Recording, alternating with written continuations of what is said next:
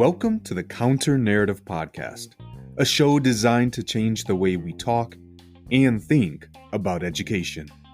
By sharing stories of successes and triumphs, we aim to challenge the dominant narrative that often negatively portrays our disenfranchised populations.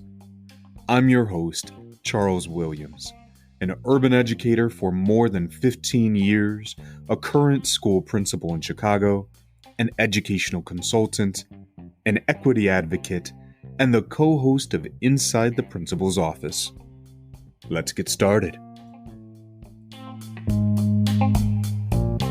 Hello, everyone. Welcome back to the Counter Narrative Podcast. So happy that you're here. I was just explaining to our guest today that it has been a busy day. It's been a busy week covering a class while trying to principal, and we just wrapped up our family Valentine's Day dance virtually, of course, because, COVID's weird and we never know what the heck is going on. So one day we'll be back to normal. But all of that aside, I am excited. I will be honest, the guest that I have on today is somebody that, it's when you're getting into the edu Twitter and all those spaces, you're like, oh, I got to follow this person because they're amazing. Lindsay was one of the very first people that I was like, I have to follow her. Like, it's amazing. So the fact that I get to connect with her in this space makes me happy. Maybe this is the last episode. I'm done now. My life. No, I'm joking. So for those of you watching, you could already see her. Those of you listening, you're out of luck. Sorry. So we're going to get started here. Lindsay, how are you this evening? So good. I'm not going to lie, a little bit tired, but super excited to connect with you and be here. So yeah, I'm ready to dive in and just excited. All right. Wonderful. Well, for anybody who may not know who you are, maybe they were not following your spaces like I was when I first ventured into these areas. Tell us a little bit about yourself, who you are, what you do, and something I always ask, my favorite part, maybe an interesting thing that maybe not many people know about. Yeah, absolutely. So I've been an educator for 16 years. And I love the term educator because I've done a little bit of everything. So prior to getting into this as a career, teaching was like it for me. Like I knew from second grade, like I'm going to be a teacher. And ironically enough, my first year teaching, I did not like it. I was like, what did I do? Oh my goodness. This isn't going to work. Luckily, I had some really strong mentors, some people that kind of guided me. And I've done a little bit of everything in education. So I was a self-contained special education teacher for 5 years for kindergarten through second grade. And then I really fell in love with behavior. And so I went back and I became a board certified behavior analyst. For about 12 years, I had different roles as a behavior consultant. So residential school, I worked for a non-for-profit. I did in-home ABA therapy, did a little bit of everything. And then I went back into the public school 4 years ago as a behavior specialist. And then once the pandemic hit, I went back to school, decided to get my admin certification. And so in October of 2021, I started as an assistant principal where I am now for a junior high school. And so a little bit of everything. So I love bringing different aspects of each role into what I do. Outside of that, I'm pretty low key. Like if I'm not working, I'm home. I'm a family person. I have a 7-year-old daughter. My husband, we live in Rochester, New York. Fun fact, I guess. So two that come to mind. I was actually born in Canada. So born in Canada, came to the U.S. when I was in second grade. Became an American citizen when I was 21. So I went through the whole, test. I became had to do all of that. The second fun fact is I'm currently 6 months pregnant. So that is adding to some of the exhaustion I'm feeling this year, I think. But it's also super exciting at the same time. That is wonderful. So you are you're the second guest in a row that was currently pregnant. Well, Ryan wasn't pregnant. His wife was pregnant. And then shortly after the episode aired, he became a daddy again for the third time, if I'm not mistaken. So I don't know. Maybe that'll be a trend here. Right. Well, congratulations on the new position and, on the new little one. Do you know what you're having yet? Yes, it's another girl. Another girl. Okay. Be careful. My wife and I, we have 5. Just at some point you're like, no, I'm done. Right. We didn't learn that lesson. Well, Lindsay, thank you so much for being here. I'm so fortunate that you're in this space and that you're bringing with you a wealth of information. And so, I'm curious, you've spent so much time, especially in that behavioral space. And so I'm curious, especially in that area, when we start talking about how do we challenge the narrative? What are those stories that are not told or those misconceptions that we may have around students struggling like with behavioral issues? I'm sure you have some stories. So I'm curious to hear what you have to say. Yeah, so I think, when it comes to changing narratives, I think when it comes to the one that I'm really working on right now, especially this year with everything going on, is really looking at long-term behavior change. And so in order to do that, you also have to look at short-term behavior change. I think sometimes we want to look at it as an or, am I going to change their behavior short-term or long-term?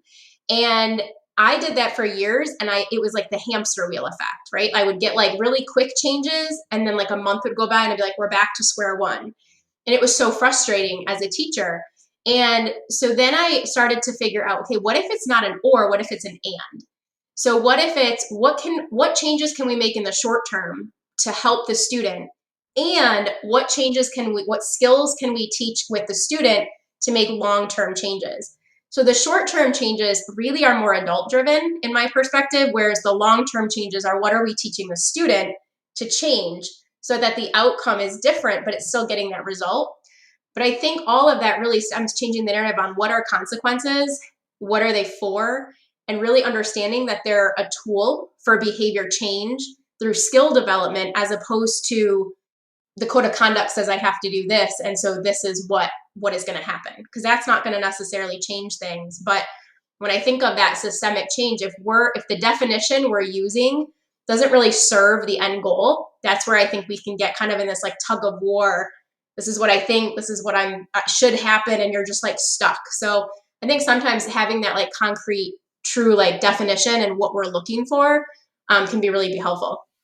That's great. I just you're what you're saying is making me think of a Twitter post that I saw the other day, where we talk a lot in education of this either or, right? It's this or that, and it's like, well, can it ever be both? And what you're saying makes sense, right? This intrinsic or extrinsic, but well, if we want it to become internalized, sometimes you got to do little things to get you there, and so that just Mm-hmm. makes sense instead of kind of battling, right? Kind of finding that middle ground.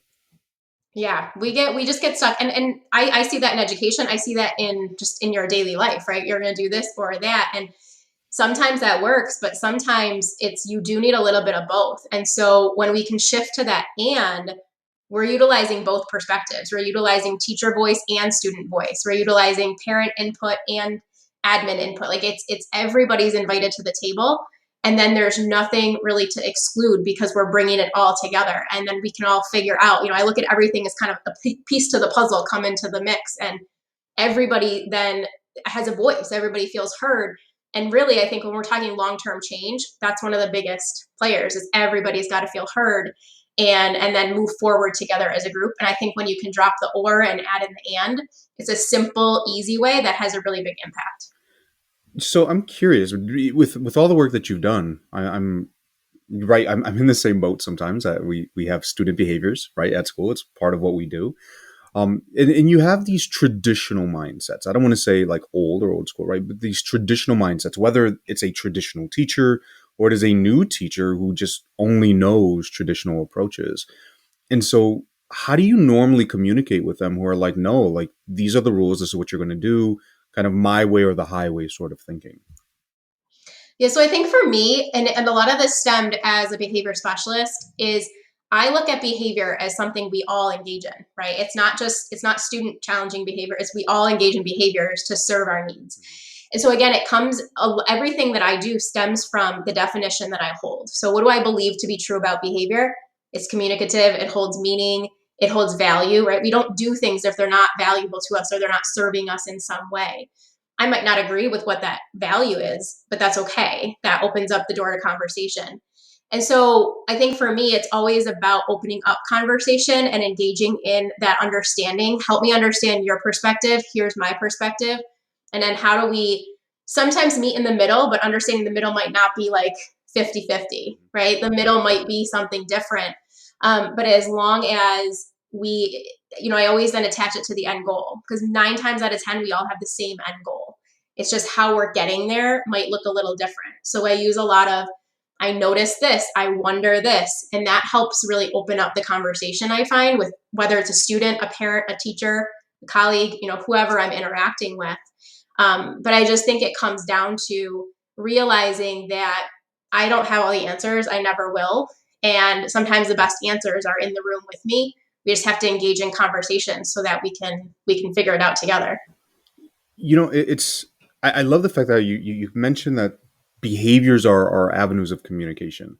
And it makes me think. So, for example, I remember one time I was teaching at my old elementary school, actually, and there was we were having a severe weather drill. It was actually a severe weather situation, and there was this kid who was not doing what we asked. Right, you're supposed to kind of get in the hallway, kind of duck and cover, and he wasn't. Right, he's being defiant. He's doing all these things, and the teachers were getting mad. They were yelling at him. This is what I need you to do. And now he wasn't my student. I just happened to be walking by, and so I stopped and I said, "Hey, what's going on?"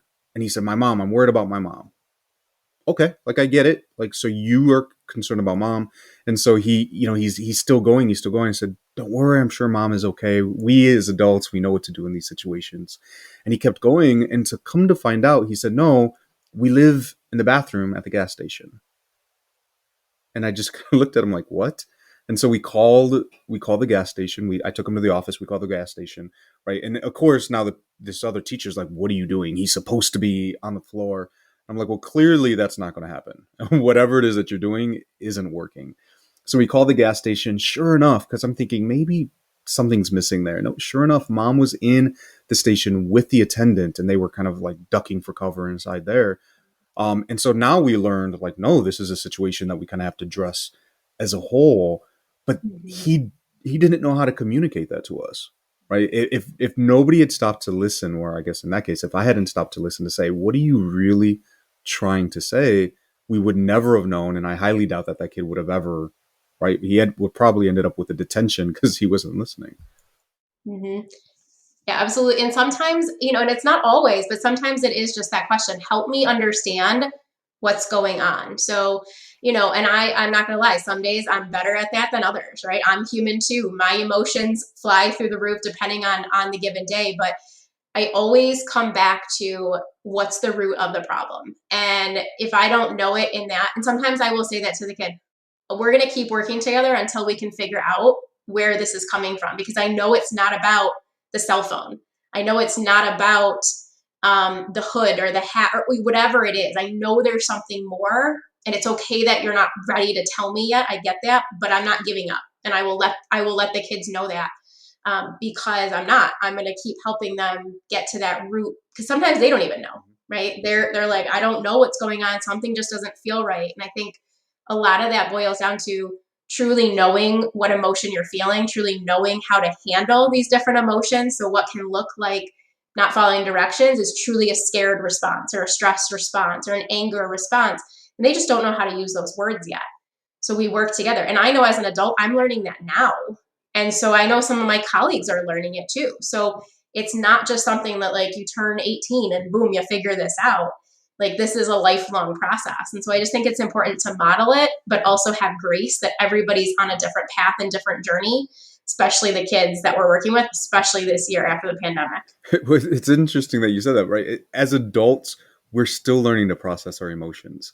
And so in my building, we're K through 8. And so the idea that somehow we would think that, I don't know, a 7-year old, has the capacity to reflect and digest the emotions that they're feeling and then have the vocabulary to adequately express Mhm. themselves. It's like, no, no, I'm going to express this in the basic way that I know how, in the most biological way I know how, and that's by, right, whatever it is, I'm crying or throwing a fit because I don't like what's happening, but I don't know how to communicate that to you. Mhm. Yeah, one of the trainings I give, it talks about being emotionally competent.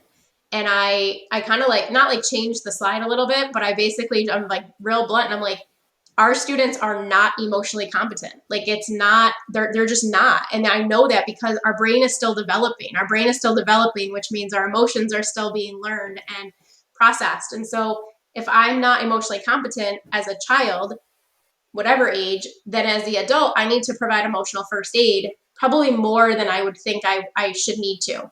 Right. And I just think that's a huge part. It's exhausting, not gonna lie. It's tiring. It takes a lot out of us, which I think is why it's so important for educators themselves to have their own degree of emotional resilience and understanding your emotions. Because, just like we know that you can't pour from an empty cup, it's the same thing. You can't provide emotional first aid when you yourself are suffering from, an emotional overload.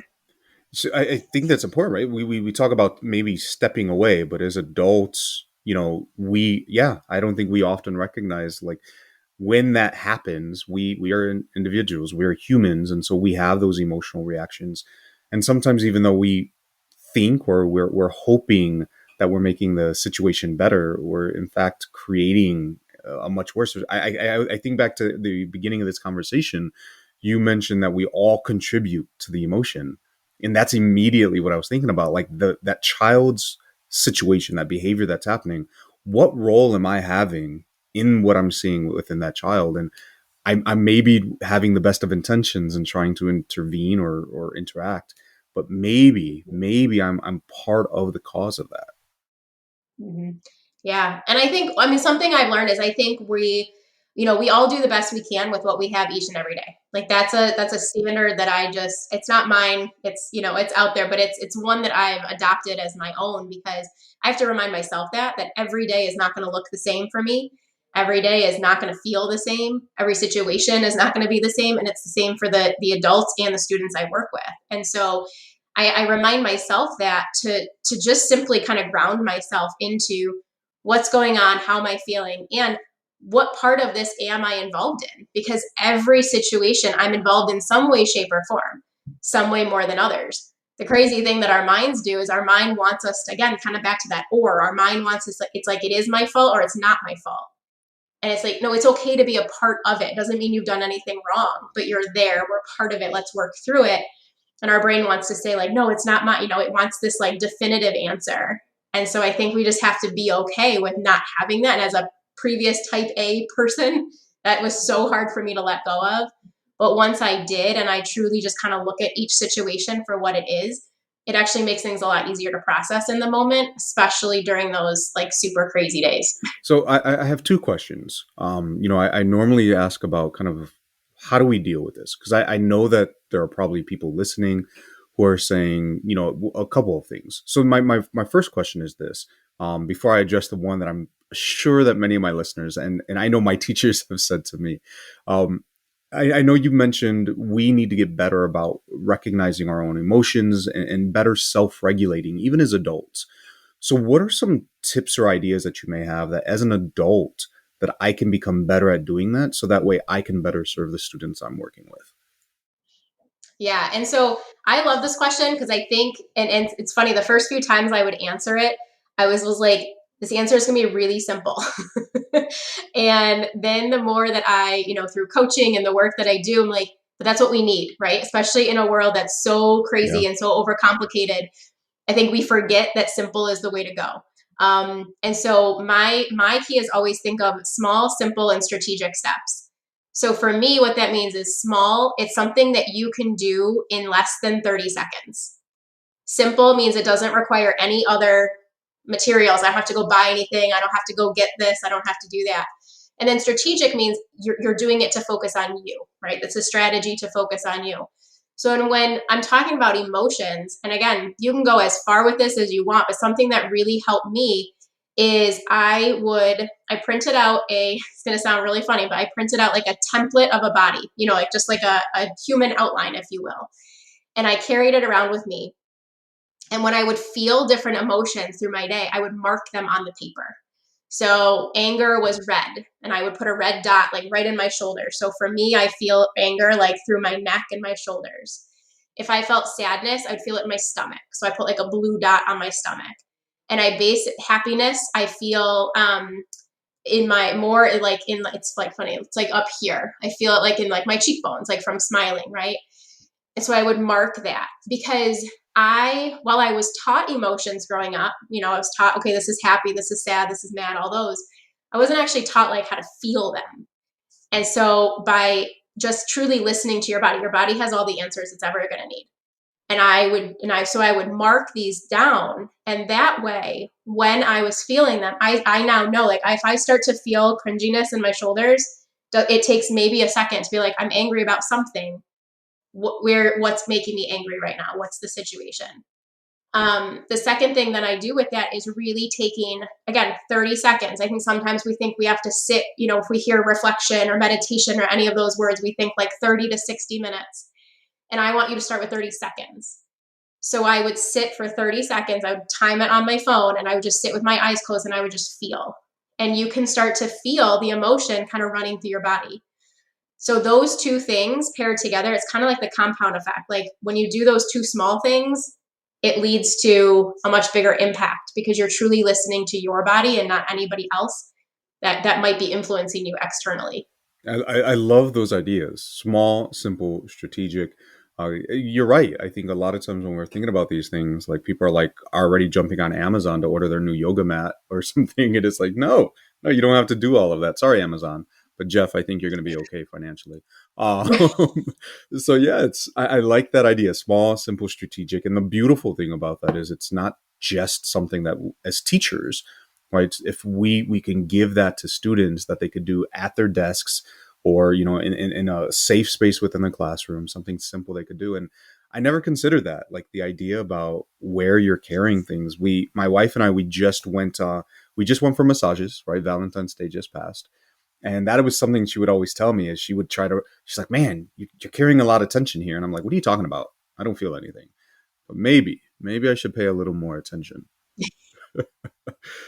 So now on the second part, the other question I had, because I know there are some people listening that are like, yeah, okay, Lindsay, that sounds great, but I'm busy. Things are crazy when that's happening in my classroom. I don't have time to stop and try to process everything that's going on through a child. So what would you say, like if I'm in that space, something is happening, what are some practical ways that I could address a child? Maybe if I don't have a lot of time or, there are things happening. Yeah, and I keep it super simple and straightforward. I'm really real with kids. Again, I started out teaching kindergartners. I've worked with everybody up through 21. So yes, the language shifts a little bit. You will talk to a 21-year-old a little bit differently, hopefully, than a kindergartner.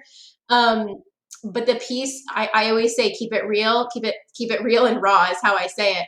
Again, that's going to differ depending on your age group, but um, I think I'm sorry it are two of the most powerful words that we can use when a student is showing some type of stress response. I'm so sorry that this is happening. I'm so sorry that your body is, that not necessarily that you're feeling it, because I'm not sorry that they're feeling it, but I'm just sorry that this is happening. Something is happening. I always validate their emotions. Your emotions are real. What you are feeling is real. And then if I'm not able to in the moment, like get down and really like go through it with the student, I will say that. I will say right now, I want to make sure that you are safe, and I want to help our other students make sure they know what to do. And so I might have something set up, like if you have a calming corner, if you have a calm down task, if you have something to have that student, if you could do this, so I'm going to get the class going, and then I can go check in on that student.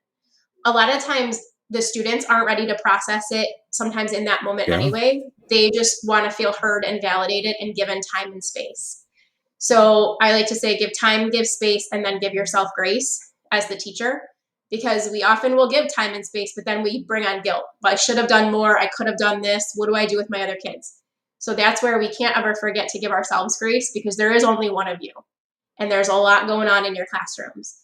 And I think giving grace is something that we say we do a lot, but it's one of those things I don't know if we actually are doing it. I know for myself, that's been a big focus this year, is giving myself grace, like getting to bed when I have to, leaving work when I have to, because I've got so much going on. And I know I'm a better administrator because of it. And I think and to be honest with yourself, if there's a lot going on in your classroom, there's a lot going on in your classroom. It doesn't mean you're doing anything wrong. In fact, I don't believe we can do wrong things. I think, again, we do the best in each situation with what we have. And I think as educators or teachers, we have to give ourselves permission to get to that place. I'm doing the best I can with what I have. I'm going to learn and grow from this experience into tomorrow. I'm going to be a better teacher tomorrow because of it. Doesn't mean you weren't a good teacher today. But I think it's thinking too proactively and preventatively. So if a student does have a stress response in my classroom, where am I going to have them go? What am I going to say? Script it out, role play it out, write it out, be ready for it. So in the moment, you're not doing a fight, flight, or freeze response yourself. And you can kind of have your go-to plan and what you're going to say. So, I mean, for those of you listening, now you know why I have followed Lindsay. Um, there's so many gems there. I mean, from the idea that practice it, right? Because yeah, when that sparks off, if you're not prepared, now you're just adding to it, right? I love the idea of giving yourself that grace as teachers. Something I try to communicate, I know, to my staff all the time, but just in general, right? I think grace became a very popular word during the pandemic. Maybe almost cliched, but no, there's power in and recognizing, and we just actually used that the other day, a couple weeks ago at one of our meetings, like doing the best you can with what you have. Like that's all I'm asking for. And so yeah, it's great. And if I think again, putting those things together, if you have that space where a student can practice a simple, strategic, and there was one other word. I lost the word. Small. There we go. Simple, and Small. strategic. Something that they could practice with in the classroom. And just recently I was down at a conference, at the IPA conference, and Ruby Payne was there. And I know Ruby, there's some ideas here and there about her, but one of the things she talked about was exactly this, is that we tend to rush in to try to solve that problem. And we have to recognize, as you mentioned, that space, giving students an opportunity to try to figure out where they're at. Because when we're like, all right, tell me what's wrong, like my lizard brain that's now activated cannot tell you what is wrong.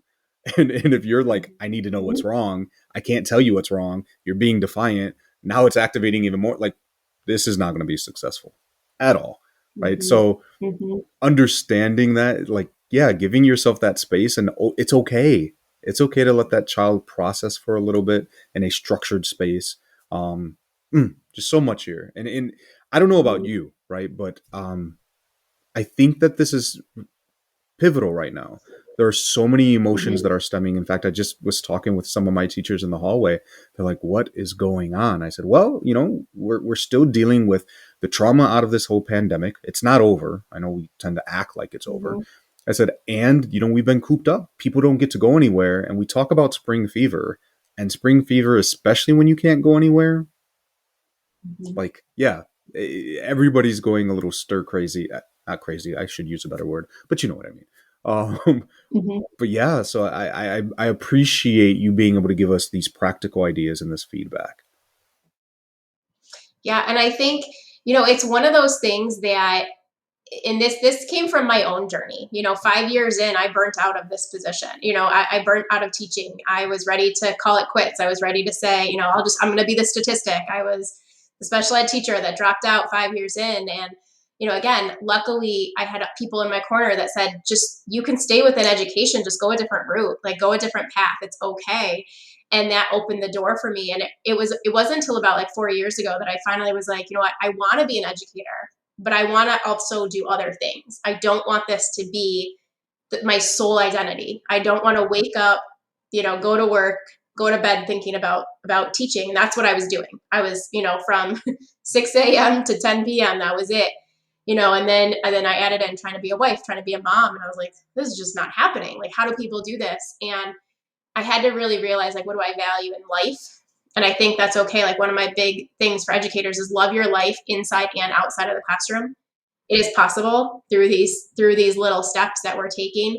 And I think this year we're seeing it and feeling it a whole lot more. And that's why I think the more we can just tie it to, what are you feeling versus you are the feeling, right? Like, I'm not angry. Like, I'm Lindsay. That's who I am. I'm an admin. I'm a mom. I'm a wife, but I'm not angry. I'm feeling angry in this moment because this just happened, or one small tweak I've been trying to make is, instead of saying like today was really challenging or today was a super tough day, is saying today was a day filled with challenging moments. Today was a day that really challenged me. Today was a day that made me think outside the box. because when you do that, I think, again, another thing I was, as you were talking, that I do each day to kind of end on a note of who am I and what did I do today, is I, before I leave my office, and you could do this in the classroom too, I make a list of 3 things that I did that day, that happened. The thing that I push educators to is add to that list what part of it you were involved in. And to so many educators, like, it feels selfish. Like, it doesn't feel right. I'm like, exactly. Because that's not quote unquote normal to write like what part you had. But today, I led a, student mediation meeting, that I set up and I led and supported the students to, repair a relationship. I was a part of that. I didn't do it all, but I was a part of it, and it's absolutely okay. And I think right now it's a necessity to celebrate the steps we are taking every day versus focusing on maybe what we didn't do in a Right. day. Well, still, I mean, so many powerful things, and you're right. We struggle, I think, with not only acknowledging the role that we had, but also appreciating, like, it's okay to give yourself some love and appreciation. Mm-hmm. And I know if she's listening, I have a few teachers who are like, really? Because you never do it, Mr. Williams. Like, I'm trying, guys, I'm trying.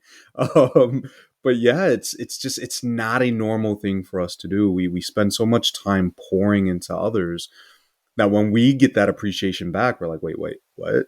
Like, no, I'm just doing my Mm-hmm. job, right? I'm doing me. So Lindsay, thank you for all of these gems. I know that I am, taking plenty away. And so if they haven't realized by now, our staff, like, if you want to get previews of upcoming like PDs and meetings, just listen to the podcast. Because I learn and grow here, and I'm like, ooh, I could take that back to the staff. So thank you for that. I'm sure that they will be appreciative. So as we begin to wrap up here, I'm sure that you have gained a few more fans, a few more followers, but how can they find you? Where can they look? How can they connect with you? What do you have out there?